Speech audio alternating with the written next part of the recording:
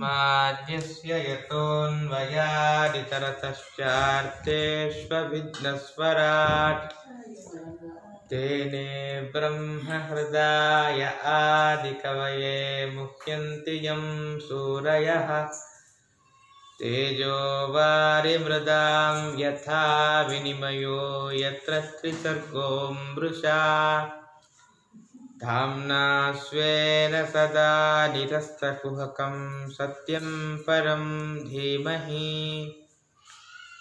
नरकेसरिणं धिक्कृतहिरण्यकरिणं च सूकरिणं तोषितबुधजनहरिणं वरिणं दरिणं स्मरामि मन्दरिणम् अभ्रमं भङ्गरहितमजडं विमलं सदा आनन्दतीर्थमतुलं भजे तापत्रयापहम् मिथ्यासिद्धान्तदुर्ध्वान्तविध्वंसनविचक्षणः जयतीर्थाख्यतरणिः भासतां नो हृदम्बरे तं वन्दे नरसिंहतीर्थनिलयं श्रीव्यासराट्पूजितं ध्यायन्तं मनसा नृसिंहचरणं श्रीपादराजं गुरुम् अर्थिकल्पितकल्पोऽयं प्रत्यर्थिगजकेसरी व्यासतीर्थगुरुर्भूयादस्मदिष्टार्थसिद्धये तपो विद्याविरक्त्यादि सद्गुणौघाकरानहं वादिराजगुरून् वन्दे हयग्रीवपदाश्रयान् प्रणमत्कामधेनुञ्च भजत्सुरतरूपम् श्रीभावबोधकृत्पादचिन्तामणिमुपास्महे मूकोऽपि यत्प्रसादेन मुकुन्दशयनायते राजराजायते रिक्तो राघवेन्द्रं तमाश्रये ब्रह्मचर्यहरिप्रीतिसुविद्यावादशालिनः इष्टदान् कष्टहर्तॄन्नः विद्यामान्यान् मुनीन् नुमः तपस्वाध्यायशुश्रूषा कृष्णपूजारतं मुनिं विश्वेशमिष्टदं वन्दे परिव्राट्चक्रवर्तिनं पूर्णप्रज्ञसुहृत्पाद्मराजमन्दिरवर्धकं श्रीविज्ञाननिधिं नौमि वेदविज्ञानदर्शकम् आपादमौलिपर्यन्तं गुरूणामाकृतिं स्मरेत् तेन विघ्नाः प्रणश्यन्ति सिद्ध्यन्ति च मनोरथाः श्रीगुरुभ्यो नमः। अद्य कथानुवादे सति किञ्चित् पूर्वकथानुवादः। श्रीगुरुभ्यो नमः। 7ನೇ ಸ್ಕಂದದಲ್ಲಿ ನರಸಿಂಹಾವತಾರದ ಸಮಾಪ್ತಿಯಾದ ಮೇಲೆ ನಾರದರು ಪ್ರಮುಖವಾಗಿ 2 ಘಟ್ಟಗಳನ್ನು ಧರ್ಮರಾಜರಿಗೆ ಉಪದೇಶ ಮಾಡ್ತಾರೆ. ಒಂದು ಘಟ್ಟ ರುದ್ರದೇವರಿಗೆ ರುದ್ರ ಸರ್ವೋತ್ತಮತ್ವವನ್ನು ಯಾರು ಹೇಳುತ್ತಾರೋ ಅವರಿಗೆ ವಿಷ್ಣು ಸರ್ವೋತ್ತಮತ್ವವನ್ನು ಪಾಠ ಮಾಡುವ ಒಂದು ಘಟ್ಟ. ಇನ್ನೊಂದು ನಾರದರ ಪೂರ್ವಜನ್ಮ ವೃತ್ತಾಂತ. ಅಲ್ಲಿ ಮೊದಲಿಗೆ ರುದ್ರದೇವರಿಗೆ ಪರಮಾತ್ಮ ಕೀರ್ತಿ ಕೊಟ್ಟವ ಅಂತ. ಹೇಗೆ ಕೀರ್ತಿ ಕೊಟ್ಟ ಅಂಥೇಳಿ ಆ ಕಥಾನಕವನ್ನು ಧರ್ಮರಾಜರು ಕೇಳಿದ್ರೆ ಅದನ್ನು ವಿಸ್ತಾರ ಮಾಡ್ತಾರೆ. ಸಯೇಷ ಭಗವಾನ್ ರಾಜನ್ವ್ಯತನೋದ್ವಿತತಂ ಯಶಃ ಪುರಾ ರುದ್ರಸ್ಯ ದೇವಸ್ಯ ಮಯೇನಾನಂತಮಾಯಿನಾ. ಸಹ ಏಷಃ ಭಗವಾನ್ ಪುರಾ ದೇವಸ್ಯ ರುದ್ರಸ್ಯ ಮಯೇನ ಯಶಃ ವಿತತಂ ವ್ಯತನೋತ್. ಹಿಂದೆ ರುದ್ರದೇವರಿಗೆ ಅಪಕೀರ್ತಿ ಬರುವ ಒಂದು ಪ್ರಸಂಗ ಇತ್ತು. ಆಗ ರುದ್ರದೇವರಿಗೆ ತ್ರಿಪುರ ನಾಶವನ್ನು ಮಾಡಿಸಿ ಅವರ ಕೀರ್ತಿಯನ್ನು ವಿಸ್ತಾರ ಮಾಡ್ತಾನೆ ಅಂತ ಇಷ್ಟು ಹೇಳ್ತಾರೆ. ಇಲ್ಲಿ ಮಯೇನ ಅಂತ ಹೇಳಿದ್ರೆ ಅದು ಬೇಕಾಗಿರಲಿಲ್ಲ. ಮಯೇನ ಅಂತ ಹೇಳಿದ್ರೆ ಮಯನ ಮೂಲಕ ಪರಮಾತ್ಮ ಕೀರ್ತಿಯನ್ನು ವಿಸ್ತಾರ ಮಾಡಿಸ್ತಾನೆ ಅಂತ ಅರ್ಥ ಆಗತ್ತೆ. ಇದನ್ನು ಹೇಗೆ ಅರ್ಥೈಸಿಕೊಳ್ಳಬೇಕು ಅಂದರೆ ಆಚಾರ್ಯರು ನಿರ್ಣಯ ಮಾಡ್ತಾರೆ. ತದಧೀನಂ ವಾ ಸರ್ವಂ ಸಹನವ ಇತಿ ಸಂಶಯಂ ರುದ್ರಸ್ಯ ಅಹನತ್ ಅಲ್ಪಕೇನೈವ ಮಯೇನ ರುದ್ರಸ್ಯ ಪ್ರತೀಕಾರಂ ಕೃತ್ವ ಅಂತ. ಅಭಿಪ್ರಾಯ ಏನು ಅಂದರೆ ಮಯನ ಮೂಲಕ ಕೀರ್ತಿ ವಿಸ್ತಾರ ಆಯಿತು ಅಂತಲ್ಲ, ಮಯನಿಂದ ರುದ್ರನಿಗೆ ಮಯ ದ್ರೋಹ ಮಾಡಿದ್ದ, ಅವನಿಂದ ಅಪಕೀರ್ತಿ ಬಂದಿತ್ತು. ಆಗ ರುದ್ರದೇವರಿಗೆ ಜಗತ್ತು ಪರಮಾತ್ಮನ ಅಧೀನ ಹೌದೋ ಅಲ್ಲವೋ ಅಂತ ಒಂದು ಸಂಶಯ ಬಂತು. ಆ ಸಂಶಯವನ್ನು ಪರಿಹಾರ ಮಾಡಿಸಿದ್ದು ಪರಮಾತ್ಮ ಅಂತ ಅರ್ಥ ಮಾಡಬೇಕು ಅಂತ ಹೇಳಿ ಆ ಮುಂದಿನ ಕಥಾನಕವನ್ನು ವಿಸ್ತಾರ ಮಾಡ್ತಾ ಹೋಗ್ತಾರೆ. ರಾಜೋವಾಚ ಕಸ್ಮಿನ್ ಕರ್ಮಣಿ ದೇವಸ್ಯ ಯಶೋ ಭೂತ್ ಜಗದೀಶಿತುಃ ಯಥಾ ಚೋಪಚಿತ ಕೀರ್ತಿ ಕೃಷ್ಣೇನ ಕಥ್ಯತಾಂ ದೇವಸ್ಯ ಯಸ್ಮಿನ್ ಕರ್ಮಣಿ ಯತಶ್ಚ ಕಥಮಹತತ್. ಸ್ವಾಮಿ, ಮಯ ರುದ್ರದೇವರಿಗೆ ಯಾವ ವಿಷಯದಲ್ಲಿ ಕೀರ್ತಿ? ಯಾಕೆಂದ್ರೆ ಅವರು ಮನೋನಿಯಾಮಕರು ಹೇಗಿದ್ದಾಗ ಮಯನಿಂದ ಅಪಕೀರ್ತಿ ಹೇಗೆ ಬಂತು? ಅನೇನ ಕೃಷ್ಣೇನ ಕಥಮುಪಚಿತ, ಅದರ ಅಭಿವೃದ್ಧಿ ಕೃಷ್ಣ ಹೇಗೆ ಮಾಡದ ಪರಮಾತ್ಮ ಅಂತ ಹೇಳಿ ವಿಸ್ತಾರ ಮಾಡಿ ಅಂತ ಕೇಳಿದಾಗ ನಾರದೋವಾಚ ನಿರ್ಜಿತ ಅಸುರಾ ದೇವೈಃ ಯುಧ್ಯನೇನೋಪಬೃಂಹಿತೈಃ ಮಾಯಿನಾಂ ಪರಮಾಚಾರ್ಯಂ ಮಯಂ ಶರಣಮಭ್ಯಯಃ. ಅನೇನ ಉಪಬೃಂಹಿತೈಃ ದೇವೈಃ ಯುಧಿ ಅಸುರಾಃ ನಿರ್ಜಿತಸ್ಸಂತಃ ಅಂತ. ಪರಮಾತ್ಮನಿಂದ ಬಲ ಪಡೆದಾಗ ದೇವತೆಗಳು ಅಸುರರ ಸೊಕ್ಕನ್ನು ಮುರಿತಾರೆ. ಆಗ ಅಸುರಾಃ ನಿರ್ಜಿತಾಸ್ಸಂತಹ ಮಾಯಿನಾಂ ಪರಮಾಚಾರ್ಯಂ ಮಯಂ ಶರಣಮಾಯು ಅಂತ. ಮಯ ಅಂತೊಬ್ಬ, ಮಾಯಿನಾಂ ಪರಮಾಚಾರ್ಯನಂತ. ಈ ಕಣ್ಕಟ್ಟು ಮಾಡುವುದರಲ್ಲಿ ಅತಿ ಅಗ್ರಗಣ್ಯವ, ಅವನನ್ನು ಶರಣು ಹೊಂದುತ್ತಾರೆ. ಇಲ್ಲಿ ಒಂದು ವಿಶೇಷ ಬರುತ್ತಾರೆ ಸಿದ್ಧಧರ್ಮರು.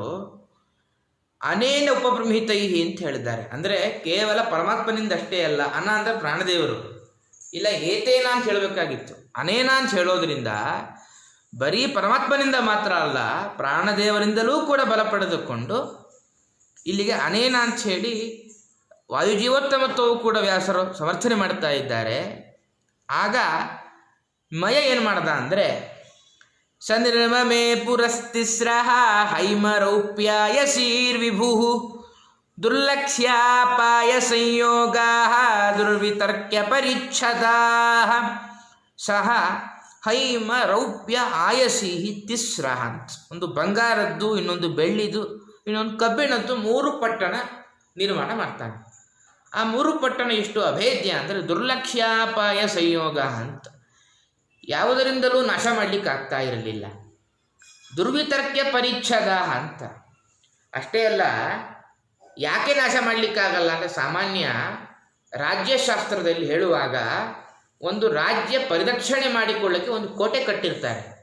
ಅದಕ್ಕೆ ಕೋಟೆ ಏನೂ ಇರಲಿಲ್ಲ.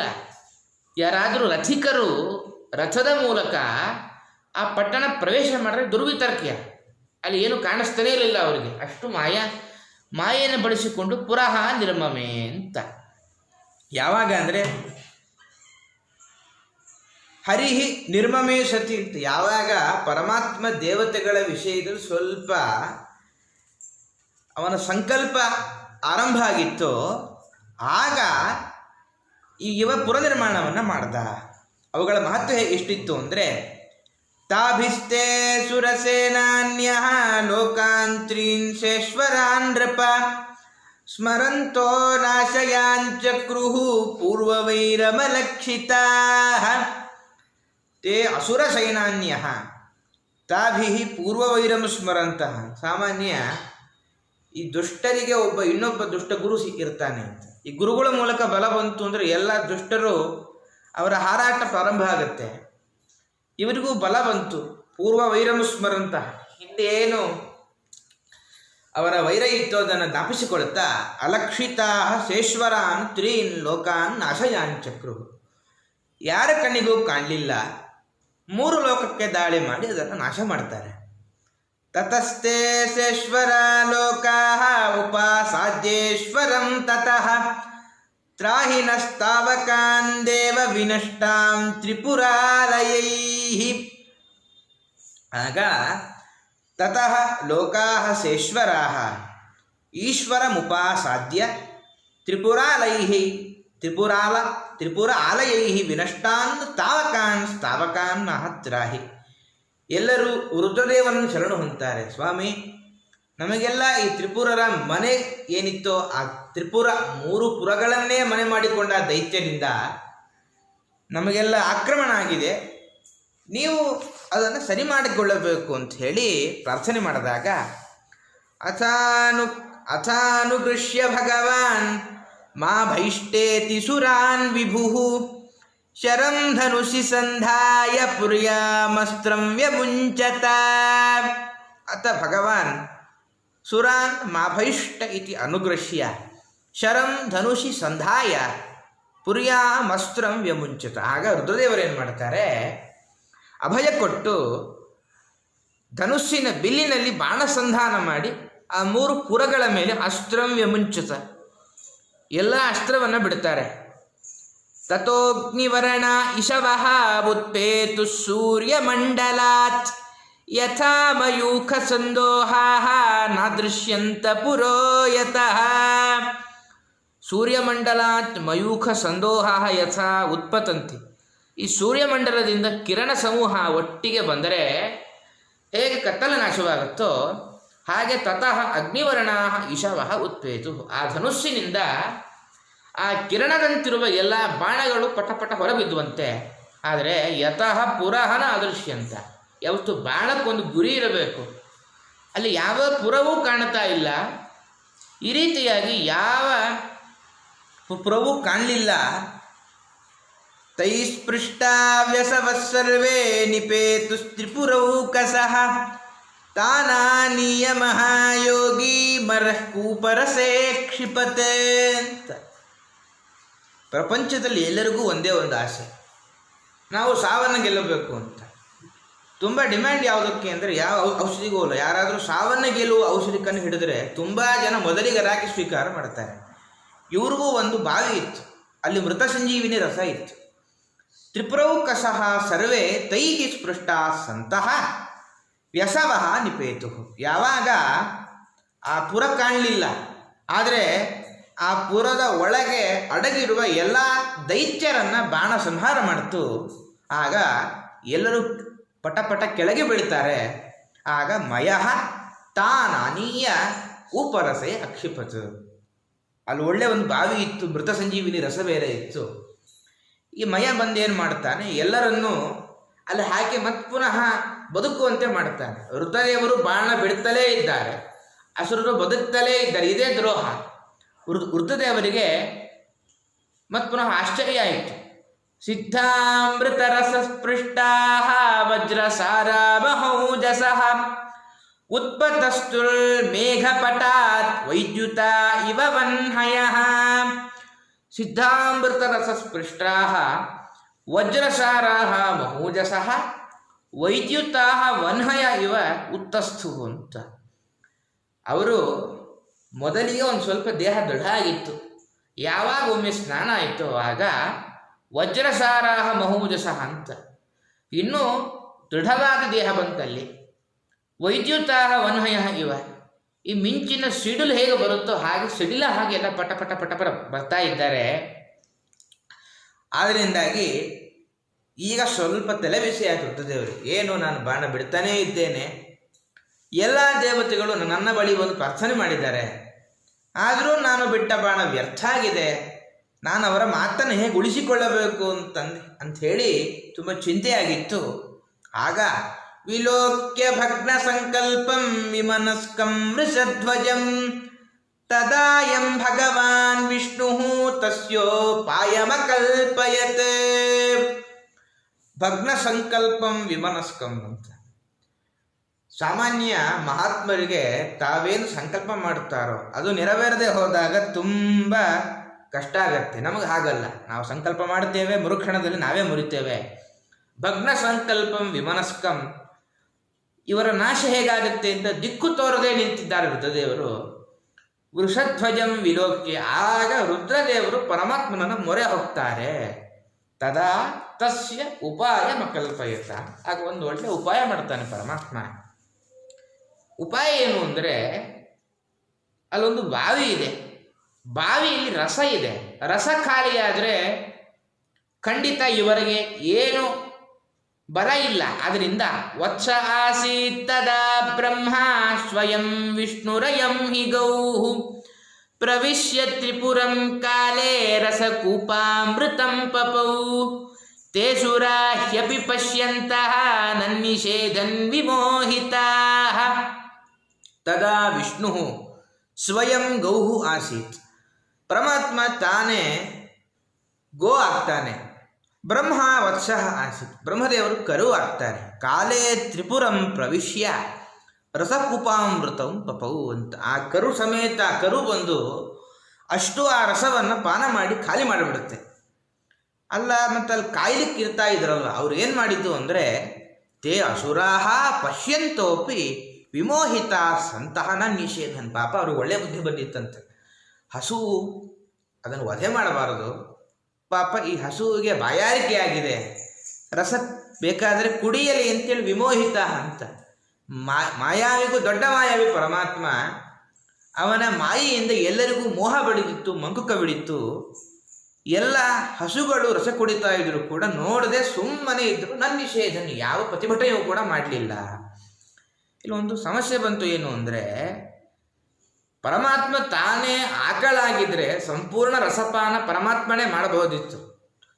ರುದ್ರನನ್ನ ಅಪೇಕ್ಷೆ ಯಾಕೆ ಪಡಬೇಕು ಅಂದರೆ, ಪರಮಾತ್ಮನಿಗೆ ಸ್ವಾತಂತ್ರ್ಯ ಭಂಗ ಬಂತಲ್ವಾ ಅಂದರೆ, ಅದಕ್ಕೆ ಅರ್ಥ ಏನು ಅಂದರೆ, ಹರಿವಂಶದಲ್ಲಿ ಉತ್ತರ ಕೊಡ್ತಾರೆ ವ್ಯಾಸರು, ಅಸುರಮೋಹನಕ್ಕೋಸ್ಕರ ಅಂತ.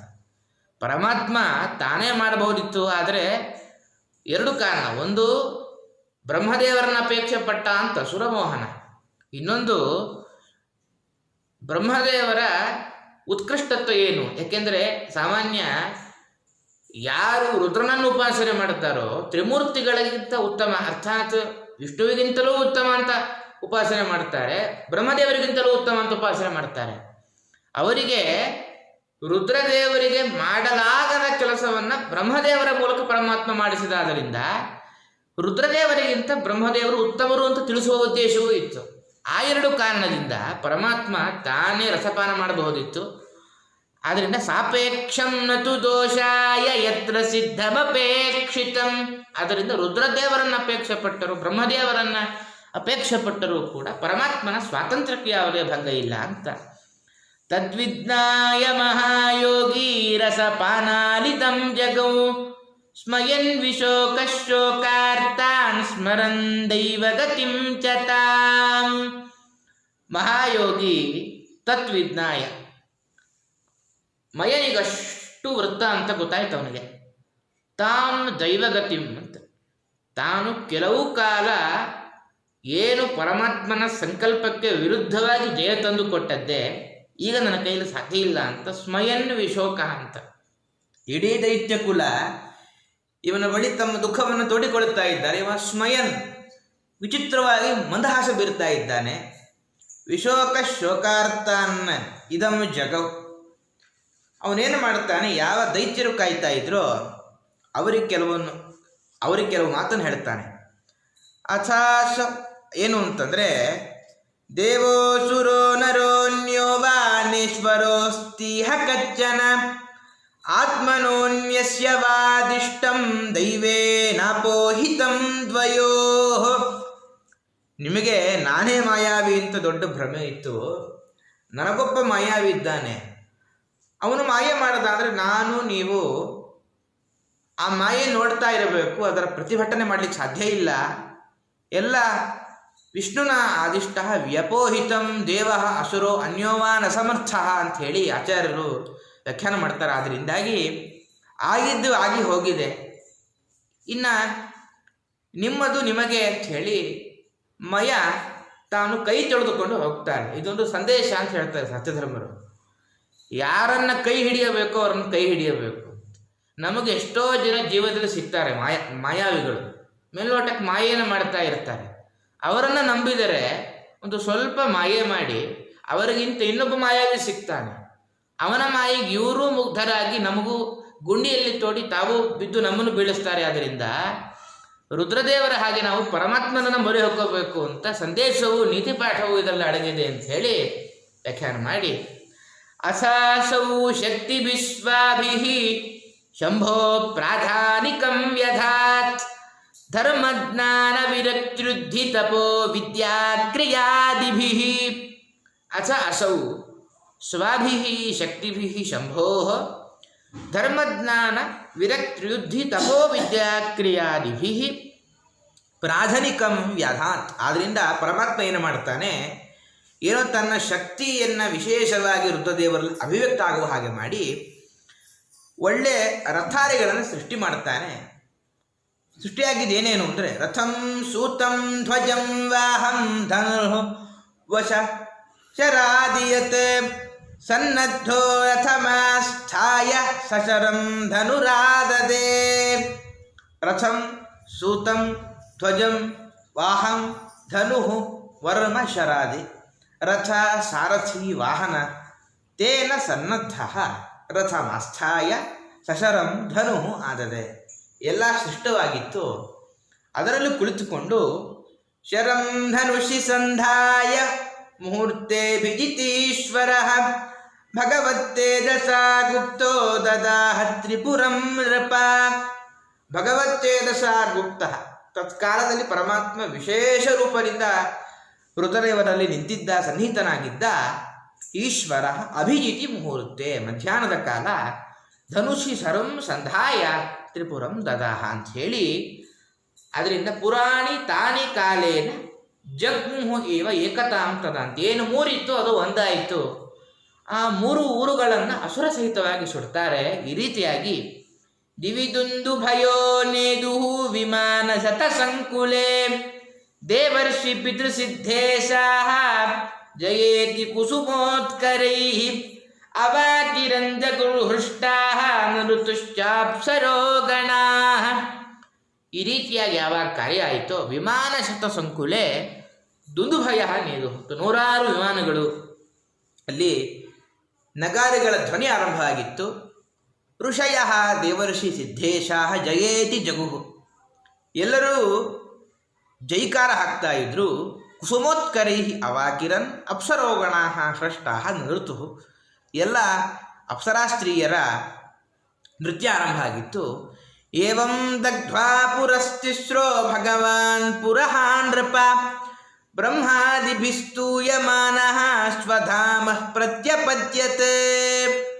ಏವಂ ಪುರಃ ತಿಸ್ರಃ ಪುರಃ ದಗ್ಧ್ವಾ ಬ್ರಹ್ಮಾದಿಭಿಃ ಸ್ತೂಯಮಾನಃ ಸ್ವಧಾಮ ಪ್ರತ್ಯಪದ್ಯತೆ. ಈ ರೀತಿಯಾಗಿ ರುದ್ರದೇವರ ಅಂತರ್ಯಾಮಿಯನ್ನು ಎಲ್ಲರೂ ಸ್ತೋತ್ರ ಮಾಡ್ತಾರೆ. ಆವಾಗ ರುದ್ರದೇವರು ತಾವು ತಮ್ಮ ಪಟ್ಟಣಕ್ಕೆ ಹಿಂತಿರುಗ್ತಾರೆ. ಒಟ್ಟಾರೆ ಈ ಕಥೆಯಲ್ಲಿ ನಾರದರು ಹೇಳೋ ಮಾತು, ಆದ್ದರಿಂದ ರುದ್ರದೇವರಿಗೂ ಸಂಶಯ ಬಂದಾಗ ಆ ಸಂಶಯ ಪರಿಹಾರ ಮಾಡಿ ಪರಮಾತ್ಮನೇ ಅವರಿಗೂ ಜಯ ತಂದು ಕೊಟ್ಟಾದ್ದರಿಂದಾಗಿ ರುದ್ರನೇ ಸರ್ವೋತ್ತಮ ಅಂತ ಉಪಾಸನೆ ಮಾಡುವವರಿಗೆ ಒಂದು ಪಾಠವೂ ಪರಮಾತ್ಮ ಕಲಿಸಿದ ಅಂತ ಹೇಳಿ ಈ ಸ್ಕಂಧದ ಕೊನೆ ಘಟ್ಟಕ್ಕೆ ಬರ್ತಾರೆ. ನಾರದರು ತಮ್ಮ ಸ್ವಲ್ಪ ಪೂರ್ವ ವೃತ್ತಾಂತವನ್ನು ಹೇಳಿ, ಅಹಂ ಪುರಾಭವಂ ಕಶ್ಚಿತ್ ಗಂಧರ್ವ ಉಪಬರಹಣಃ ನಾಮ್ನಾತೀತೆ ಮಹಾಕಲ್ಪೆ ಗಂಧರ್ವಾಣಾಂ ಸುಸಮ್ಮತಃ. ಅಹಂ ಪುರ ಅತೀತೆ ಮಹಾಕಲ್ಪೆ ಗಂಧರ್ವಾಣಾಂ ಸುಸಮ್ಮತಃ ನಾಮ್ನ ಉಪಬರಹಣ ಇದು ಕಶ್ಚಿತ್ ಗಂಧರ್ವ ಅಭವಂ ಅಂತ ಹೇಳ್ತಾರೆ. ನಾನು ಹಿಂದೆ ಉಪಬರಹಣ ಅಂತ ಒಬ್ಬ ಗಂಧರ್ವ ಆಗಿದ್ದೆ ಅಂತ ಹೇಳಿ, ಅದರಿಂದಾಗಿ ಭಕ್ತಿಯ ಮಹತ್ವವನ್ನು ನಿರೂಪಣೆ ಮಾಡಲಿಕ್ಕೋಸ್ಕರ ತಮ್ಮ ಪೂರ್ವವೃತ್ತಾಂತವನ್ನು ಹೇಳ್ತಾ ಇದ್ದಾರೆ.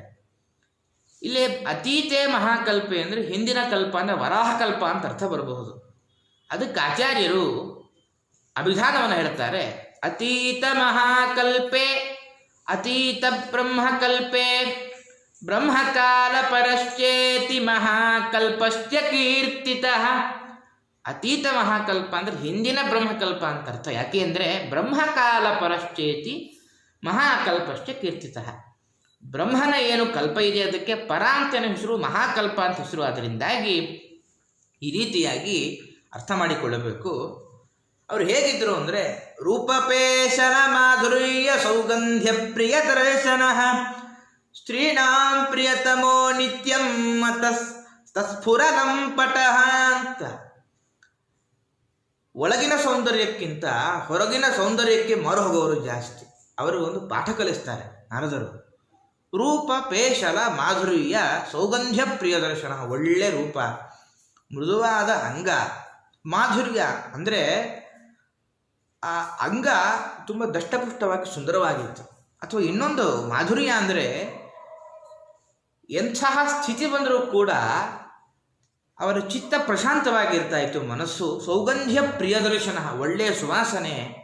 ಸ್ತ್ರೀಣಾಂ ಪ್ರಿಯತಮಃ ನಿತ್ಯಂ ಮತ್ತಃ ತತ್ಪುರಲಂಪಟ, ಯಾವಾಗಲೂ ಭೋಗದಲ್ಲೇ ಆಸಕ್ತರಾಗಿದ್ದರು ಅವರು. ಏಕದಾ ದೇವಸತ್ರೇ ತು ಗಂಧರ್ವಾಪ್ಸರಸಾಂಗಣಾಃ ಉಪಹೂತ ವಿಶ್ವಸೃಗ್ಭಿಃ ಹರಿಗಾಥೋಪಗಾಯನೆ.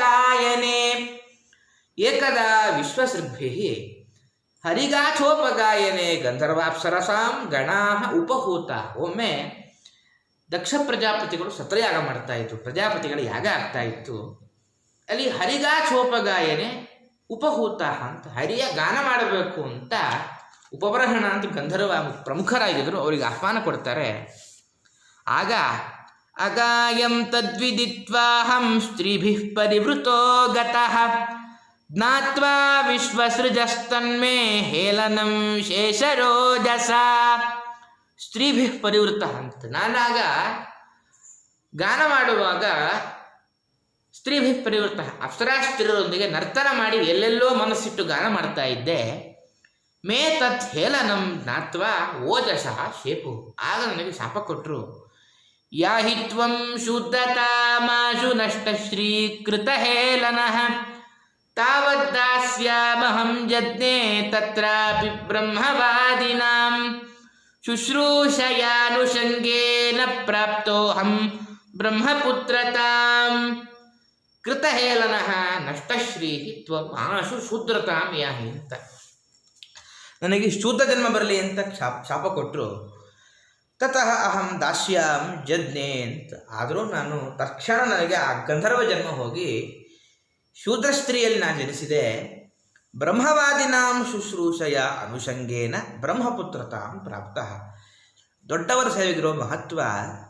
ಶೂದ್ರನಾಗಿದ್ದ ನಾನು ಸನ್ಯಾಸಿಗಳ ಸೇವೆ ಮಾಡಿ ಬ್ರಹ್ಮನ ಮಗನಾಗಿ ಬಂದೆ. ಆದ್ದರಿಂದ ಭಕ್ತಿ ಬೇಕು, ದೊಡ್ಡವರ ಸೇವೆ ಮಾಡಬೇಕು ಅಂತ ಇಷ್ಟು ಹೇಳಿ ಈ ಸ್ಕಂಧದ ಸಮಾಪ್ತಿಯನ್ನು ಮಾಡುತ್ತಾರೆ. ಇತಿ ದೇವರ್ಷಿಣಾ ಪ್ರೋಕ್ತಂ ನಿಶಮ್ಯ ಭರತರ್ಷಭಃ ಪೂಜಯಾಮಾಸ ಸುಪ್ರೀತಃ ಕೃಷ್ಣಂ ಚ ಪ್ರೇಮ ವಿಹ್ವಲಃ. ಇತಿ ದೇವರ್ಷಿಣಾ ಪ್ರೋಕ್ತಂ ನಿಶಮ್ಯ ಪೂಜಯಾಮಾಸ ಪ್ರೇಮ ವಿಹ್ವಲಃ ಕೃಷ್ಣಂ ಚ ಪೂಜಯಾಮಾಸ ಅಂತ. ಈ ರೀತಿಯಾಗಿ ನಾರದರು ಧರ್ಮರಾಜರಿಗೆ ನರಸಿಂಹಾವತಾರವನ್ನು ಮತ್ತು ಈ ಚಾತುರ್ವರ್ಣ್ಯದ ಧರ್ಮಗಳನ್ನು ವಿಸ್ತಾರವಾಗಿ ನಿರೂಪಣೆ ಮಾಡಿದಾಗ ಪ್ರೇಮ ವಿಹ್ವಲಃ ಕೃಷ್ಣಂಚ ಪೂಜಯಾಮಾಸ, ಭಕ್ತಿ ತುಂಬಿ ಬಂತು. ಧರ್ಮರಾಜ ಎಲ್ಲರನ್ನು ಪೂಜೆ ಮಾಡುತ್ತಾನೆ. ಕೃಷ್ಣ ಪಾರ್ಥಾವುಪಾಮಂತ್ರ್ಯ ಪೂಜಿತಃ ಪ್ರಯಯೌ ಮುನಿಃ ಶ್ರುತ್ವಾ ಕೃಷ್ಣಂ ಪರಂ ಬ್ರಹ್ಮ ಪಾರ್ಥಾಃ ಪರಮ ವಿಸ್ಮಿತಾಃ. ಪೂಜಿತಃ ಮುನಿಃ ಕೃಷ್ಣ ಪಾರ್ಥೌ ಉಪಮಂತ್ರ್ಯ ಪ್ರಿಯಯೌ ಅಂತ ಹೇಳಿ ಅವನಪ್ಪಣೆ ಪಡೆದು ಎಲ್ಲರೂ ಕೂಡ ನಾರದರು ತಮ್ಮ ಆಶ್ರಮಕ್ಕೆ ಮತ್ಪುನಃ ಪ್ರವೇಶ ಮಾಡುತ್ತಾರೆ. ಇತಿ ದಾಕ್ಷಾಯಣೀನಾಂ ತೇ ಪೃಥಗ್ವಂಶಾಃ ಪ್ರಕೀರ್ತಿತಾಃ ದೇವಾಸುರಮನುಷ್ಯಾದ್ಯಾಃ ಲೋಕಾಃ ಯತ್ರ ಚರಾಚರಾಃ. ಯತ್ರ ದೇವಾಸುರಮನುಷ್ಯಾದ್ಯಾಃ ಲೋಕಾಃ ಚರಾಚರಾಃ ದಾಕ್ಷಾಯಣೀನಾಂ ವಂಶಾಃ ತೇ ಪ್ರಕೀರ್ತಿತಾಃ ಅಂತ ಹೇಳಿ ಇಷ್ಟು ದಕ್ಷಪುತ್ರರ ವಂಶವನ್ನು ನಾನು ನಿನಗೆ ಹೇಳಿದ್ದೇನೆ ಅಂತ ಹೇಳಿ ಇಲ್ಲಿಗೆ 7ನೇ ಸ್ಕಂದದ ಸಮಾಪ್ತಿಯಾಗುತ್ತೆ. ಮುಂದೆ 8ನೇ ಸ್ಕಂದ. ಬರೀ ಕಥಾನಕವುಳ್ಳ ಸ್ಕಂಧ. ಆಚಾರ್ಯರ ತಾತ್ಪರ್ಯವೂ ಕೂಡ ತುಂಬ ಕಡಿಮೆ. ಸ್ಕಂಧದ ವೈಶಿಷ್ಟ್ಯ ಏನು ಅಂದರೆ ಮನ್ವಂತರಾನುಚರಿತಂ ಅಂತ ಹೇಳ್ತಾರೆ. ಮನ್ವಂತರಗಳ ಬಗ್ಗೆ ಇಲ್ಲಿ ಉಲ್ಲೇಖ ಬರುತ್ತೆ. ಸ್ವಯಂಭುವ ಮನ್ವಂತರದ ಕಥಾನಕವನ್ನು 7 ಸ್ಕಂಧಗಳಲ್ಲಿ ವಿಸ್ತಾರವಾಗಿ ಹೇಳಿದ್ದಾರೆ. ಅವರ ಎಲ್ಲ ಅಷ್ಟು ವಂಶದ ವರ್ಣನೆಯೂ ಆಗಿತ್ತು. ಆದರೆ ಬಾಕಿ ಉಳಿದಿದ್ದೆಲ್ಲಿ ಅಂತಂದರೆ ಯಜ್ಞನಾಮಕ ಪ್ರಸೂತಿ, ಅವರ ಮಗನಾಗಿ ಪರಮಾತ್ಮ ಯಜ್ಞರೂಪದಿಂದ ಅವತಾರ ಮಾಡ್ತಾನೆ ಅಂತ ಸಂಕ್ಷಿಪ್ತವಾಗಿ ನಿರೂಪಣೆ ಮಾಡಿದರು. ಅದರ ಒಂದು ವಿಸ್ತಾರವನ್ನು ಇಲ್ಲಿ ಆರಂಭ ಮಾಡ್ತಾರೆ. ಮೊದಲಿಗೆ ಪರೀಕ್ಷಿತ ಪ್ರಶ್ನೆ ಮಾಡ್ತಾನೆ. ರಾಜೋವಾಚ ಸ್ವಯಂಭುವಸ್ಯೇಹ ಮನೋಃ ವಂಶೋಯಂ ವಿಸ್ತರಾಚ್ಯುತಃ ಮನ್ವಂತರೆ ಹರೇರ್ಜನ್ಮ ಕರ್ಮಾಣಿ ಚ ಮಹೀಯಸಃ ಯತ್ರ ಧರ್ಮಾಶ್ಚ ವಿವಿಧಾಃ ಚತುರ್ವರ್ಣಾಶ್ರಿತಾಃ ಶುಭಾಃ ಯತ್ರ ವಿಶ್ವಸೃಜಾಂ ಸರ್ಗೋ ಮನೋ ನನ್ಯೋನ್ವದಸ್ವನಃ ಗೃಣಂತಿ ಕವಯೋ ಬ್ರಹ್ಮನ್ ತಾನಿನೋ ವದ ಶೃಣ್ವತಾಂ. ನಿಮ್ಮ ಬಾಯಿಂದ ನಾನು ಎಲ್ಲ ವಿಸ್ತಾರವಾಗಿ ಕೇಳಿದ್ದೇನೆ. ಈ ಯಜ್ಞನಾಮಕ ಪರಮಾತ್ಮನ ಒಂದು ಲೀಲೆಯನ್ನು ವಿಸ್ತಾರ ಮಾಡಬೇಕು ಅಂತ ಪರೀಕ್ಷಿತರಾಜರು ಪ್ರಶ್ನೆ ಮಾಡಿ, ಯದಸ್ಮಿನ್ನಂತರೇ ಬ್ರಹ್ಮನ್ ಭಗವಾನ್ ವಿಶ್ವಭಾವನಃ ಕೃತವಾನ್ ಕುರುತೆ ಕರ್ತ ಯತೀತೆ ನಾಗತೇದ್ಯವಾ ಅಂತ ಪರಮಾತ್ಮ ಹಿಂದಿನ ಕಲ್ಪದಲ್ಲಿ ಈ ಕಲ್ಪದಲ್ಲಿ ಏನೇನು ಅವತಾರ ಮಾಡಿದ್ದಾನೆ ಇದನ್ನು ವಿಸ್ತಾರವಾಗಿ ನೀವು ಹೇಳಬೇಕು ಅಂತ ಹೇಳಿ, ಆಗ ಪರೀಕ್ಷಿತರಾಜನ ಪ್ರಶ್ನೆಗೆ ಯಜ್ಞನಾಮಕ ಪರಮಾತ್ಮನ ಪ್ರಾದುರ್ಭಾವಕ್ಕಿಂತ ಮೊದಲು ಸ್ವಲ್ಪ ಸ್ವಯಂಭುವ ಮನುವಿನ ನಿವೃತ್ತಿ ಜೀವನವನ್ನು ವರ್ಣನೆ ಮಾಡಿ ಆ ಕಥಾನಕವನ್ನು ವಿಸ್ತಾರ ಮಾಡಲು ಆರಂಭ ಮಾಡುತ್ತಾರೆ. ಆಕೂತ್ಯಾಂ ದೇವಹೂತ್ಯಾಂ ಚ ದುಹಿತ್ರೋಸ್ತಸ್ಯ ವೈ ಮನೋಃ ಧರ್ಮಜ್ಞಾನೋಪದೇಶಾರ್ಥಂ ಭಗವಾನ್ ಪುತ್ರತಾಂಗತಃ. ಆಕೂತ್ಯಾಂ ದೇವಹೂತ್ಯಾಂ ಚ ಭಗವಾನ್ ಪುತ್ರತಾಂಗತಃ. ಆಕೂತಿ ಮತ್ತು ದೇವಹೂತಿ ಇಬ್ಬರಲ್ಲೂ ಪರಮಾತ್ಮನೇ ಅವತಾರ ಮಾಡಿದ್ದಾನೆ. ಯಾಕೆ ಅಂದರೆ ಒಂದು ವಿಚಿತ್ರವಾದ ಒಂದು ಕಾರಣ ಕೊಡ್ತಾರೆ. ಧರ್ಮಜ್ಞಾನೋಪದೇಶಾರ್ಥಂ ಅಂತ. ಮೇಲ್ನೋಟಕ್ಕೆ ಅರ್ಥ ಏನು ಅಂದರೆ ಧರ್ಮದ ಜ್ಞಾನ ಯಾರಿಗೂ ಇರಲಿಲ್ಲ, ಧರ್ಮದ ಜ್ಞಾನ ಉಪದೇಶ ಮಾಡಲಿಕ್ಕೋಸ್ಕರ ಪರಮಾತ್ಮ 2 ರೂಪದಿಂದ ಅವತಾರ ಮಾಡಿದ್ದು ಅಂತ. ಆದರೆ ಕಪಿಲನಾಮಕ ಪರಮಾತ್ಮ ನಾವು ದೇವಹೂತಿಯಲ್ಲಿ ಜನಿಸಿದಾಗ ದೇವಹೂತಿಗೆ ವಿಶೇಷವಾಗಿ ಉಪದೇಶ ಕೊಟ್ಟವ, ಮತ್ತು ಲೋಕಕ್ಕೆಲ್ಲೂ ಕೂಡ ಧರ್ಮೋಪದೇಶ ಕೊಡುವ ಒಂದು ಭಾಗ ಅಲ್ಲಿ ಕಾಣಲಿಲ್ಲ. ಹಾಗಾದರೆ ಇದಕ್ಕೆ ನಾವು ಇದನ್ನು ಹೇಗೆ ಅರ್ಥೈಸಿಕೊಳ್ಳಬೇಕು ಅಂದರೆ, ಧರ್ಮ ಅಂದರೆ ಧರ್ಮಕ್ಕೆ 2 ಮುಖ ಇದೆ. ಒಂದು ಧರ್ಮ ಅಂದರೆ ಧಾರಕತ್ವ, ಭಗವಾನ್ ಧರ್ಮ ಅಂತ ಹೇಳ್ತಾರೆ. ಧರ್ಮ ಅಂದರೆ ಧಾರಕ ಶಕ್ತಿ, ಒಂದು ಪರಮಾತ್ಮ ಅಂತ ಅರ್ಥ. 2ನೇ ಮುಖ ಪರಮಾತ್ಮ ಮೆಚ್ಚುವ ಕ್ರಿಯಾಕಲಾಪಗಳು. ನಾವು ಮಾಡುವ ಏನು ಕ್ರಿಯಾ ಇದೆಯೋ ಇದೇ ಧರ್ಮ ಅಂತ. ಅಷ್ಟೇ ಅಲ್ಲ, ಜ್ಞಾನವೂ ಧರ್ಮಕ್ಕೆ, ನಾವು ಮಾಡುವ ಕ್ರಿಯಾಕಲಾಪಕ್ಕೆ ಜ್ಞಾನವೂ ಮುಖ್ಯ ಅಂಗ. ಜ್ಞಾನಕ್ಕಷ್ಟು ಮಹತ್ವ ಯಾಕೆ ಅಂದರೆ, ಜ್ಞಾನ ಇಲ್ಲದೆ ಯಾವ ಧರ್ಮಾಚರಣೆ ಮಾಡಿದರೂ ಅದು ಸರಿಯಾಗಲ್ಲ, ಒಂದು ಕಾರಣ. ಮತ್ತು ಜ್ಞಾನಪೂರ್ವಕವಾಗಿ ಮಾಡಿದಾಗ ಧರ್ಮವನ್ನು ಮೀರುವ ಸಾಮರ್ಥ್ಯ ಬರುತ್ತೆ. ಆದ್ದರಿಂದ ಈ ರೀತಿಯಾಗಿ ಧರ್ಮಕ್ಕೆ ಜ್ಞಾನ ಅಂಗ. ಆದ್ದರಿಂದ ಧರ್ಮದ ಜ್ಞಾನ ಇರಲಿಲ್ಲ ಅಂತಲ್ಲ, ಧರ್ಮ ಮಾಡುವಾಗ ಜೊತೆಗೆ ಯಾವ ಹಂತದಲ್ಲಿ ನಮಗೆ ಜ್ಞಾನ ಇರಬೇಕು ಅಂತ ಆ ಎಚ್ಚರ ಬರಲಿಕ್ಕೋಸ್ಕರ ಪರಮಾತ್ಮ ಅವತಾರ ಮಾಡಿ ಕ್ರಮವಾಗಿ ಅದರ ವಿಸ್ತಾರ ಮಾಡ್ತಾನೆ. ಕೃತಂ ಪುರಾ ಭಗವತಃ ಕಪಿಲಸ್ಯಾನುವರ್ಣಿತಂ ಆಖ್ಯಾಸ್ಯೆ ಭಗವಾನ್ ಯಜ್ಞೋ ಯಜ್ಜಕಾರ ಕುರುದ್ವಃ. ಕೃತಂ ಪುರಾ ಭಗವತಃ ಕಪಿಲಸ್ಯಾನುವರ್ಣಿತಂ ಅಂತ ಕಪಿಲನ ಚರಿತ್ರೆ ಹೇಳಾಗಿದೆ. ಯಜ್ಞ ಯಚ್ಚಕಾರ ಆಖ್ಯಾಸ್ಯೆ ಕುರುದ್ವಃ. ಯಜ್ಞನಾಮಕ ಪರಮಾತ್ಮ ಏನೇನು ಕಾರ್ಯ ಮಾಡಿದ್ದಾನೋ ಅದರ ಒಂದು ವಿಸ್ತಾರವನ್ನು ನಾನು ನಿಮ್ಮ ಮುಂದಿಡುತ್ತೇನೆ ಅಂತ ಶುಕಾಚಾರ್ಯ ಪ್ರತಿಜ್ಞೆ ಮಾಡಿ, ವಿರಕ್ತ ಕಾಮಭೋಗೇಶು ಶತರೂಪಾಪತಿ ಪ್ರಭು ವಿಸೃಜ್ಯ ರಾಜ್ಯಂ ತಪಸೇ ಸ ಭಾರ್ಯೋ ವನಮಾವಿಶತ್. ವಿರಕ್ತ ಕಾಮಭೋಗ್ಯೇಶು. ಮನುಷ್ಯನಿಗೆ ಎಷ್ಟೇ ಭೋಗದಲ್ಲಿ ಆಸಕ್ತಿ ಇದ್ರೂ ಒಂದು ಕಾಲ ಬರುತ್ತೆ, ಮರಣಕಾಲದಲ್ಲಾದರೂ ಕೂಡ ಈ ಭೋಗ ಮಾಡಿ ನಾನು ವ್ಯರ್ಥವಾಗಿ ಕಾಲ ಕಳೆದೆ ಅಂತ ಎಚ್ಚರ ಕೊನೆಯಾಗ ಬರುತ್ತೆ. ವಿರಕ್ತ ಕಾಮಭೋಗೇಶು ಅಂತ. ಆ ಸಾಂಸಾರಿಕ ಸುಖದಲ್ಲಿ ವೈರಾಗ್ಯ ಬಂದಿತ್ತು. ಆಗ ಶತರೂಪಾಪತಿ ಪ್ರಭು ವಿಸೃಜ್ಯ ರಾಜ್ಯಂ ತಪಸೆ, ತಾನು ಆ ರಾಜ್ಯವನ್ನು ಬಿಟ್ಟು ಸಭಾರ್ಯೋ ವನಮಾವಿಶತ್ ಅಂತ ಇಷ್ಟು ಮೇಲ್ನೋಟಕ್ಕೆ ಅರ್ಥ. ಇಲ್ಲಿ ಅಪರೂಪದ ಒಂದು ಸಿದ್ಧಾಂಶದ ಅಂಶಗಳನ್ನು ವೇದವ್ಯಾಸರು ನಮಗೆ ನಿರೂಪಣೆ ಮಾಡ್ತಾ ಇದ್ದಾರೆ. ಶತರೂಪಾಪತಿ ಪ್ರಭು ಅಂತಂದರು. ನಮ್ಮಲ್ಲಿ ಆಚಾರ್ಯರು ಹೊಸ ವ್ಯವಸ್ಥೆ ಮಾಡ್ತಾರೆ. ಮೋಕ್ಷ ಗೃಹಸ್ಥರಿಗೆ ಮಾತ್ರ ಸೀಮಿತ ಅಲ್ಲ. ಗೃಹಸ್ಥರು ಅವರು ತಾವು ಗೃಹಸ್ಥರಾಗಿದ್ದುಕೊಂಡೇ ಮೋಕ್ಷವನ್ನು ಪಡಿತಾರೆ. ಕೆಲವು ಸನ್ಯಾಸಿಗಳು ಸನ್ಯಾಸ ಧರ್ಮದಲ್ಲಿದ್ದುಕೊಂಡೇ ಮೋಕ್ಷವನ್ನು ಪಡಿತಾರೆ. ಆದರೆ ಎರಡು ಸಂಪ್ರದಾಯಗಳು ಬಂದಿತ್ತು. ಒಂದು ಸಂಪ್ರದಾಯ ಗೃಹಸ್ಥರಿಗೆ ಮೋಕ್ಷವೇ ಇಲ್ಲ, ಸನ್ಯಾಸಿಗಳಾಗೇ ಮೋಕ್ಷ ಆಗಬೇಕು ಅಂತ ಯಾರೇ ಆದರೂ. ಹಾಗಾಗಿ ಅವರ ಸಾಧನೆ ಪರಿಪಕ್ವವಾದಾಗ ಚರ್ಮದೇಹದಲ್ಲಿ ಸನ್ಯಾಸಿಗಳಾಗಿಯೇ ಮೋಕ್ಷವನ್ನು ಹೊಂದುತ್ತಾರೆ ಅಂತ ಒಂದು ಸಂಪ್ರದಾಯ.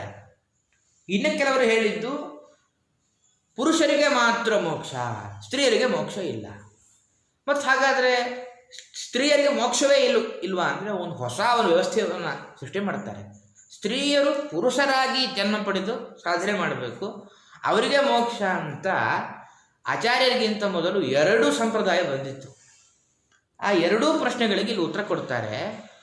ಶತರೂಪಾಪತಿ ಪ್ರಭು ಅಂತ, ವಿಸೃಜ್ಯ ರಾಜ್ಯಂ ತಪಸೆ ವನಮಾವಿಶತ್ ಅಂತ. ಸ್ವಯಂಭೂಮನು ಗೃಹಸ್ಥ, ಇವನು ತಪಸ್ಸು ಮಾಡಿ ಮುಕ್ತನಾದ ಅಂತ ಹೇಳ್ತಾರೆ. ಆದ್ದರಿಂದ ಸನ್ಯಾಸಿಗಳಿಗೆ ಮಾತ್ರ ಮೋಕ್ಷ ಅಂತನೂ ಇಲ್ಲ. ಇನ್ನೊಂದು, ಸ್ತ್ರೀಯರಿಗೆ ಮೋಕ್ಷ ಇಲ್ಲ ಅನ್ನೋ ಆಕ್ಷೇಪವು ಸರಿಯಲ್ಲ. ಯಾಕೆಂದರೆ ಶತರೂಪಾಪತಿ ಪ್ರಭು ಅಂತ ಹೇಳ್ತಾರೆ. ಶತರೂಪ ಇವಳ ಪತ್ನಿ. ಸ್ತ್ರೀಯರಿಗೆ ಮೋಕ್ಷ ಇಲ್ಲ ಅನ್ನೋ ಸ್ಥಿತಿ ಇದ್ದರೆ ಸಭಾರ್ಯೋ ವನಮಾವಿಶತ್ ಅಂತ. ಯಾಕೆಂದರೆ ಶತರೂಪಾದೇವಿ ವನಕ್ಕೆ ಹೋಗಬೇಕಾದ ಅನಿವಾರ್ಯತೆ ಅವಳಿಗಿರಲಿಲ್ಲ. ರಾಜ್ಯದಲ್ಲೇ ಇದ್ದು ತಮ್ಮ ಸಾಧನೆ ಪರಿಪಕ್ವ ಮಾಡಿಕೊಳ್ಳಬಹುದಿತ್ತು. ಆದರೆ ಶತರೂಪ ದೇವಿಯಿಂದ ಕೂಡಿಕೊಂಡು ವಾನಪ್ರಸ್ಥ ಸ್ವೀಕಾರ ಮಾಡದ ಅಂತ ಹೇಳಿರೋದರಿಂದ ಸ್ತ್ರೀಯರಿಗೂ ಮೋಕ್ಷ ಇದೆ, ಸನ್ಯಾಸಿಗಳಿಗೂ ಮೋಕ್ಷ, ಗೃಹಸ್ಥರಿಗೂ ಮೋಕ್ಷ ಅಂತ ಒಂದು ಹೊಸ ಮೋಕ್ಷ ಎಲ್ಲರಿಗೂ ಸೀಮಿತ, ಕೆಲವರಿಗೆ ಮಾತ್ರ ಸೀಮಿತ, ಎಲ್ಲರಿಗೂ ಅಲ್ಲ ಎಂಬ ಎರಡು ಸಂಪ್ರದಾಯಗಳನ್ನು ಸಮೀಕರಿಸಿ ಆಚಾರ್ಯರು ಹೊಸ ಸಿದ್ಧಾಂತ ಕೊಟ್ಟಿದ್ದಾರೆ ಅಂತ ಈ ವ್ಯಾಖ್ಯಾನಕಾರರು ಒಂದಂಶ ವಿಚಾರ ಮಾಡ್ತಾರೆ. ವಾನಪ್ರಸ್ಥಕ್ಕೆ ಹೋದರು ಅಂತ. ವಾನಪ್ರಸ್ಥ ಕ್ರಮ ಏನು ಅಂದರೆ, ಎಲ್ಲ ಜವಾಬ್ದಾರಿಯನ್ನು ಮಕ್ಕಳಿಗೆ ಒಪ್ಪಿಸಿ ಮಕ್ಕಳು ಹಾಕಿದ ಅನ್ನಕ್ಕೆ ಜೋತು ಬೀಳದೆ ಕಾಡಿಗೆ ಪ್ರವೇಶ ಮಾಡ್ತಾರೆ. ಇದೇ ವಾನಪ್ರಸ್ಥ. ಈಗಲೂ ವಾನಪ್ರಸ್ಥ ಮುಂಚೆಯೇ ಬಂದಿರುತ್ತೆ ಅಂತ. ಯಾಕಂದರೆ ಮಕ್ಕಳಿಗೆ ಮದುವೆ ಆದ ಮೇಲೆ ವಾನಪ್ರಸ್ಥ ಆರಂಭ ಆಗಿರುತ್ತೆ. ಯಾಕಂದರೆ ಮಕ್ಕಳು ಯಾರನ್ನು ಗಂಡ ಹೆಣ್ಣಂದ್ರು ಅಪ್ಪ ಅಮ್ಮನ ಮೂಸ್ತಾ ಇರಲ್ಲ. ಈಗ ವಾನಪ್ರಸ್ಥ ಈಗಲೇ ಆರಂಭ ಆಗಿರುತ್ತೆ. ಆದರೆ ವಸ್ತುತಃ ಕೊನೆಯ ಹಂತಕ್ಕೆ ವಾನಪ್ರಸ್ಥ ಸ್ವೀಕಾರ ಮಾಡ್ತಾರೆ. ವಾನಪ್ರಸ್ಥದ ಮಹತ್ವ ಏನು ಅಂತಂದರೆ, ಯಾಜ್ಞವಲ್ಕ್ಯರ ಒಂದು ಪ್ರಸಂಗದಲ್ಲಿ ಬರುತ್ತೆ. ಯಾಜ್ಞವಲ್ಕ್ಯರಿಗೆ ಇಬ್ಬರು ಪತ್ನಿಯರು. ತಾವು ಸಾಧನೆ ಮಾಡಿಕೊಳ್ಳಬೇಕು ಅನ್ನುವ ಪ್ರಸಂಗ ಬಂದರೆ ಆ ಎರಡು ಸಂಪತ್ತನ್ನು ಪಾಲು ಮಾಡಿ ಇಬ್ಬರು ಹೆಂಡತಿಯರಿಗೆ ಹಂಚ್ತಾರೆ ಯಾಜ್ಞವಲ್ಕ್ಯ ಋಷಿಗಳು. ಒಬ್ಬಳು ಕೇಳುತ್ತಾರೆ, ಅಲ್ಲ ಯಾಕೆ ಈ ಸಂಪತ್ತನ್ನು ಯಾಕೆ ಹಂಚ್ತಾ ಇದ್ದೀರಾ? ನನಗೆ ಸಾವಿಲ್ಲದ ಪ್ರಾಪರ್ಟಿ ತೋರಿಸ್ರಿ, ಇದು ನಶ್ವರ, ನನಗೆ ಸಾವಿಲ್ಲದ ಉಪಾಯ ನೀವು ಹೇಳಬೇಕು ಅಂತ ಒಬ್ಬಳು ಅವರೊಟ್ಟಿಗೆ ವಾನಪ್ರಸ್ಥಕ್ಕೆ ಬರ್ತಾರೆ. ಆಗ ಪ್ರಿಯಾ ಸತಿ ಅಂತ ಯಾಜ್ಞವಲ್ಕ್ಯರು ಸಂಬೋಧನೆ ಮಾಡ್ತಾರೆ. ಯಾಕೆ ಅಂದರೆ, ಸಾಮಾನ್ಯ ವಿರಕ್ತಿಯಲ್ಲಿ ಪಾಲುದಾರಳಾಗೋದು ಕಡಿಮೆ. ಭೋಗದಲ್ಲಿ ಗೃಹಿಣಿ ಆಗ್ತಾಳೆ ಪಾಲುದಾರಳು, ವಿರಕ್ತಿಯಲ್ಲಿ ಯಾವ ಗೃಹಿಣಿಯೂ ಆಗಲ್ಲ ಪಾಲುದಾರಳು. ಎಷ್ಟೇ ವ್ರತ ಬಂದರೂ ಕೂಡ ನೀವು ಮಾಡಿ ನಾನು ಮಾಡಲ್ಲ ಅಂತ ಹೇಳುವ ಕಾಲ. ಆದರೆ ನೀನು ನನ್ನ ವಿರಕ್ತಿಯಲ್ಲೂ ನಿನ್ನ ಪಾಲನ್ನು ಸ್ವೀಕಾರ ಮಾಡಿದ್ದಿ ಅಂತ ಹೇಳಿ ಇಷ್ಟು ವಾನಪ್ರಸ್ಥದ ಮಾತು ವರ್ಣನೆ ಮಾಡುತ್ತಾರೆ. ಈ ರೀತಿಯಾಗಿ ವಾನಪ್ರಸ್ಥವನ್ನು ಸ್ವೀಕಾರ ಮಾಡ್ತಾನೆ ಸ್ವಯಂಭುವ ಮನು. ಸುನಂದಾಯಾಂ ವರ್ಷಶತಂ ಪದೈಕೇನ ಭುವಂ ಸ್ಪೃಶನ್ ತಪ್ಯಮಾನಸ್ತಪೋ ಘೋರಮಿದಮನ್ವಾಹ ಭಾರತ. ಸುನಂದಾಯಾಂ ವರ್ಷಶತಂ ಪದೈಕೇನ ಭುವಂ ಸ್ಪೃಶನ್ ಅಂಥೇಳಿ ಅಲಕನಂದ ತೀರ ವರ್ಷಶತಂ ಪದೈಕೇನ ಭುವಂ ಸ್ಪೃಶನ್. ಯಾಕೆಂದರೆ ನಾವು ತುಂಬ ಹೆಮ್ಮೆ ಪಡಬೇಕು. ಯಾಕಂದರೆ ನಾವು ಹುಟ್ಟಿದ ಕಲಿಯುಗದಲ್ಲಿ ಅಂತಂದರೆ ಆಗೆಲ್ಲ ತುಂಬ ಕಷ್ಟಪಡ್ತಾ ಇದ್ರು. 100 ವರ್ಷ ಪರ್ಯಂತ ಒಂದೇ ಕಾಲು ನೆಲ ಕೂರಿ ತಪಸ್ಸು ಮಾಡಬೇಕಾಗಿತ್ತು. ಈಗ ಬರೀ ನಾಮಸ್ಮರಣೆ ಮಾಡಿದರೆ ಸಾಕು. ತಪ್ಯಮಾನ ತಪೋ ಘೋರಂ ಇದಮನ್ವಾಹ ಭಾರತ. ಅವರು ತಪಸ್ಸು ಮಾಡ್ತಾ ಮಾಡ್ತಾ ಕಣ್ಮುಚ್ಚಿದ್ದಾರೆ. ಅವರ ಬಾಯಿಯಿಂದ ಕೆಲವು ಶ್ಲೋಕಗಳು ಹೊರಹೊಮ್ತಾ ಇದೆ. ಅದು ವೇದಮಂತ್ರಗಳು ಹೊರಬಂತು. ಅಂದರೆ ಅವರು ಬುದ್ಧಿಪೂರ್ವಕವಾಗಿ ರಚನೆ ಮಾಡಲಿಲ್ಲ. ಯಾಕೆಂದರೆ ನಾವು ನಮ್ಮ ಬುದ್ಧಿಯನ್ನು ಬಳಸಿಕೊಂಡು ರಚನೆ ಮಾಡಿದರೆ ಸ್ವಲ್ಪ ದೋಷಗಳು ಬರಬಹುದಿತ್ತು. ಯಾವುದು ಅಪೌರುಷಯ ಅಂದರೆ ಇದೇ ಅರ್ಥ. ವೇದ ಅಪೌರುಷಯ ಅಂದರೆ ಸ್ಫುರಣೆಯಾಗಿತ್ತು ಅಂತ, ಒಳಗಿನಿಂದ ಹೊಳೆಯುತ್ತು. ಯಾವುದು ಹೊಳೆಯುತ್ತೋ ಅದರಲ್ಲಿ ದೋಷಗಳ ಪ್ರವೇಶ ಇರೋದಿಲ್ಲ. ವೇದಮಂತ್ರಗಳು ಹೊಳಿತು ಅದನ್ನು ವಿಸ್ತಾರವಾಗಿ ಅವರು ಸ್ತೋತ್ರ ಮಾಡ್ತಾರೆ. ಅವರು ಮಾಡಿದ ಸ್ತೋತ್ರಕ್ಕೆ ಯಾಜ್ಞೀಯ ಮಂತ್ರೋಪನಿಷತ್ತು, ಈಶಾವಾಸ್ಯೋಪನಿಷತ್ತು ಅಂತ ಕರಿತೇವೆ ನಾವು. ಮೊದಲ ಅವರು ಹೇಳುವಾಗ ಹಿರಣ್ಮಯೇನ ಪಾತ್ರೇಣ ಸತ್ಯಸ್ಯಾಪೀತ ಮುಖಂ ಅಂತ ವಿನೋದಮಯವಾಗಿ ಒಂದು ಸ್ತೋತ್ರ ಮಾಡ್ತಾರೆ. ಮೊದಲಿಗೆ ಸೂರ್ಯಮಂಡಲದಲ್ಲಿ ಪರಮಾತ್ಮನ ನೋಡಬೇಕು. ಆದರೆ ನೀನು ಸ್ವಲ್ಪ ನಿನ್ನ ಕಿರಣ ಕಡಿಮೆ ಮಾಡು. ನಿನ್ನ ಕಿರಣ ಅಡ್ಡಿ ಬಂದಿದೆ, ಪರಮಾತ್ಮನನ್ನು ಕಾಣಲಿಕ್ಕೆ ಆಗ್ತಾ ಇಲ್ಲ. ನಿನ್ನ ಕಿರಣ ದೂರ ಸರಿಸುವಂಥ ಕಾವ್ಯಮಯವಾಗಿ ಸೂರ್ಯಾಂತರ್ಗತ ಪರಮಾತ್ಮನನ್ನು ಸ್ತೋತ್ರ ಮಾಡಿ ಆಮೇಲೆ ಈಶಾವಾಸ್ಯೋಪನಿಷತ್ತು ಅದರ ಕೆಲವು ಭಾಗಗಳನ್ನು ಇಲ್ಲಿ ಅದನ್ನು ಅರ್ಥವರ್ಣನೆ ಮಾಡ್ತಾರೆ. ಮನುರುವಾಚ ಏನಾಯಂ ತಪತೆ ವಿಶ್ವಂ ವಿಶ್ವವೀರ್ಯಂ ಯತಸ್ತಪಃ ಯೋ ಜಾಗರ್ತಿಶಯಾನೇಸ್ಮಿನ್ ಆಯಂ ತಂ ವೇದ ವೇದಸಃ. ಏನಾಯಂ ತಪತೆ ವಿಶ್ವಂ ಅಂತ. ಸೂರ್ಯ ಬೆಳಕನ್ನು ಕೊಡ್ತಾ ಇದ್ದಾನೆ. ಆದರೆ ಅವನ ಒಳಗೆ ನಿಂತು ಇನ್ನೊಬ್ಬ ಬೆಳಕು ಕೊಡುವ ಒಬ್ಬ ಇದ್ದಾನೆ. ಅವನಿಗೆ ನಾನು ನಮಸ್ಕಾರ ಮಾಡ್ತಾ ಇದ್ದೇನೆ. ಅಷ್ಟೇ ಅಲ್ಲ, ಏನಾಯಂ ತಪತೆ. ಸೂರ್ಯ ಇಡೀ ಪ್ರಪಂಚವನ್ನು ಸುಡುತ್ತಾನೆ. ಈ ನೆಲ ಸುಡುವ ತಾಕತ್ತು ಯಾವರೋ ಒಬ್ಬನಿಂದ ಬಂದಿದ್ದು. ಅವನೇ ನನ್ನ ಅಂತರ್ಯಾಮಿ. ಅಷ್ಟೇ ಅಲ್ಲ, ವಿಶ್ವವೀರ್ಯಂ ಯತಸ್ತಪಃ. ನಾವೇನೇ ಕಾರ್ಯ ಮಾಡಿದರೂ ನಾನೇ ಮಾಡಿದ್ದು ಅಂತ ಅನ್ನೋ ಅಹಂಕಾರ ಸೇರಿಕೊಂಡು ಮಾಡುವ ಚಿಕ್ಕ ಚಿಕ್ಕ ಧರ್ಮ ಕಾರ್ಯಗಳು ಕೂಡ ನಿಷ್ಫಲವಾಗುತ್ತೆ. ಅವರು ಅಂತಹ ತಪಸ್ಸು ಮಾಡಿದರು. ವಿಶ್ವವೀರ್ಯಂ ಯತಸ್ತಪಃ. ಆ ಅಂತರ್ಯಾಮಿ ನನ್ನೊಳಗೆ ನಿಂತು ಇಡೀ ಪ್ರಪಂಚವನ್ನು ಗೆಲ್ಲಬಹುದಾದ ತಪಸ್ಸನ್ನು ನನ್ನಿಂದ ಮಾಡಿಸ್ತಾ ಇದ್ದಾನೆ. ಆ ಪರಮಾತ್ಮನಿಗೆ ನಮಸ್ಕಾರ. ಅವನು ಹೇಗಿದ್ದಾನೆ ಅಂದರೆ ಯೋ ಜಾಗರ್ತಿ ಶಯಾನೇಸ್ಮಿನ್. ಇಡೀ ಜಗತ್ತು ಮಲಗಿದ್ದಾಗಲೂ ಒಬ್ಬ ಎಚ್ಚರ ಇದ್ದಾನೆ. ನಾಯಂ ತಂ ವೇದ ವೇದ ಸಹ. ಅವನು ಎಚ್ಚರ ಇದ್ರೂ ಕೂಡ ಆ ಶಕ್ತಿಯನ್ನು ನಾವು ಮರೆತರೂ ಕೂಡ ಪರಮಾತ್ಮ ನಮ್ಮನ್ನು ಮರೆತಿಲ್ಲ. ಅದರಿಂದಾಗಿ ಅಂತಹ ಪರಮಾತ್ಮ ಅವನನ್ನು ಕಾಣಬೇಕು ನಾನು ಅಂತ. ಇಲ್ಲಿ ಒಂದು ಸದಾ ಶಯಾನೆ ಅಂತ ಸೇರಿಸಿಕೊಳ್ಳಬೇಕು ಅಂತಾರೆ ವ್ಯಾಖ್ಯಾನಕಾರರು. ಯಾಕೆಂದರೆ ಮನುಷ್ಯನ ಒಂದು ಗರಿಮೆಯನ್ನು ಇಲ್ಲಿ ವ್ಯಾಸರು ವ್ಯಂಗ್ಯವಾಗಿ ನಿರೂಪಣೆ ಮಾಡ್ತಾ ಇದ್ದಾರೆ. ಜಾಗೃತ ಸ್ವಪ್ನ ಸುಷುಪ್ತಿ ಅಂತ 3 ಅವಸ್ಥೆ ಅಂತೆ. ನಮ್ಮಲ್ಲಿ ಜಾಗೃತಾವಸ್ಥೆಗೂ ನಿದ್ರಾವಸ್ಥೆಗೂ ವ್ಯತ್ಯಾಸವೇ ಇಲ್ಲ. ನಿದ್ರೆಯಲ್ಲೂ ಯಾವ ಪ್ರಜ್ಞೆಯೂ ಇಲ್ಲ, ಜಾಗೃತಾವಸ್ಥೆಯಲ್ಲೂ ಯಾವಾಗಲೂ ಪ್ರಜ್ಞೆ ಇಲ್ಲ. ಆದ್ದರಿಂದ ಸದಾ ಶಯಾನಂ ಅಂತ ಹೇಳಿ ನಮಗೆ ನಿದ್ರೆಯೇ ಒಂದು ಅವಸ್ಥೆ, ಜಾಗೃತ ಅವಸ್ಥೆಯಲ್ಲೂ ನಿದ್ದೆ, ನಿದ್ದೆಯಲ್ಲೂ ಇನ್ನೂ ನಿದ್ದೆ. ಆದ್ದರಿಂದ ಸದಾ ಶಯಾನಂ ಅಂತ ಹೇಳಿ ಇನ್ನೊಂದು ರೀತಿಯಾಗಿ ಯೋಜನೆ ಮಾಡಬೇಕು. ಆದ್ದರಿಂದ ಇದು ನೇರವಾಗಿ ಈಶಾವಾಸ್ಯೋಪನಿಷತ್ತಿನ ಕೆಲವು ಅರ್ಥಗಳನ್ನು ಇಲ್ಲಿ ವಿಸ್ತಾರ ಮಾಡ್ತಾರೆ. ಮುಂದೆಯೂ ಕೂಡ ಒಂದು 2-3 ಶ್ಲೋಕಗಳಲ್ಲಿ ಅದರ ಸಂಗ್ರಹ ಮಾಡ್ತಾರೆ ಶುಕಾಚಾರ್ಯರು. ಆ ಭಾಗವನ್ನು ನಾವು ನಾಳೆ ನೋಡೋಣ ಅಂತ ಹೇಳ್ತಾ, ಅನೇನ ಭಾವಿ ಯತ್ ಪುಣ್ಯಂ ತದಾಪ್ನೋತು ಗುರುರ್ಮಮ. ಶ್ರೀಕೃಷ್ಣಾರ್ಪಣಮಸ್ತು. ಮಧ್ವೇಶಾರ್ಪಣಮಸ್ತು.